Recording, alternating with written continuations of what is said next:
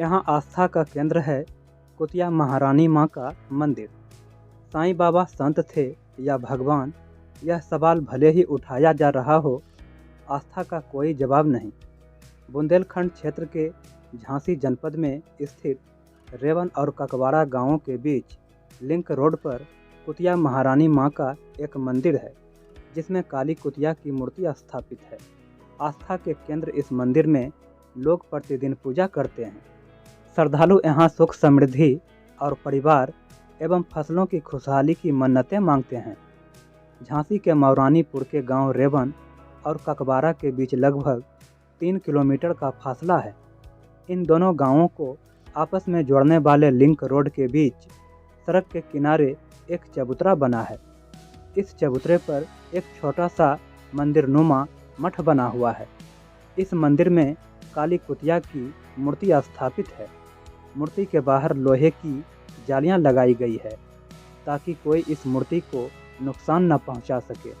इस मंदिर पर आसपास के गांवों की महिलाएं प्रतिदिन जल चढ़ाने आती हैं और यहां पूजा अर्चना कर अपने परिवार की खुशहाली का आशीर्वाद मांगती है।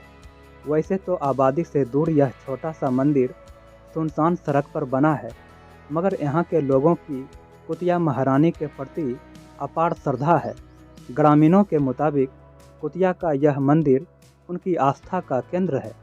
बताया जाता है कि दोनों गांवों में जब भी किसी भी आयोजन में होने वाला खाना यानी पंगत होती थी, तो यह कुतिया वहां पहुंचकर पंगत खाती थी। पुराने समय में पंगत शुरू होने से पहले बुंदेलखंडी लोक संगीत का एक वाद्य यंत्र रमतुला बजाया जाता था। उसकी आवाज़ सुनकर उस आयोजन में आमंत्रित सभी लोग पंगत खाने पहुंच जाते थे।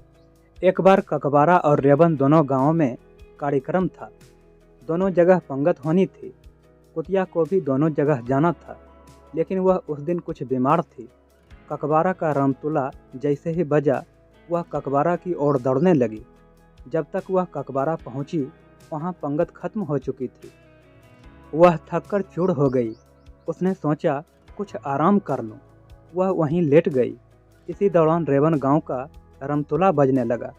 कुतिया ने सोचा कि यदि देर हो गई तो रेवन की पंगत भी नहीं मिलेगी और उसे भूखा ही रहना पड़ेगा। यह सोचकर वह रेवन की ओर दौड़ गई। जब तक वह रेवन पहुंची, वहां की भी पंगत खत्म हो गई। दोनों ओर से खाना न मिलने और बीमारी की वजह से वह हताश होकर वापस चल पड़ी और रेवन व ककवाड़ा के बीच एक स्थान पर सड़क किनारे गिरकर बेहोश हो गई और कुछ देर बाद उसकी मौत हो गई। सुबह जब गांव वालों को इसकी जानकारी हुई तो उन्होंने कुतिया के शव को वहीं पर दफना दिया और उसी स्थान पर इस मंदिर का निर्माण करा दिया। तब से यह कुतिया महारानी माँ के मंदिर के नाम से प्रसिद्ध है।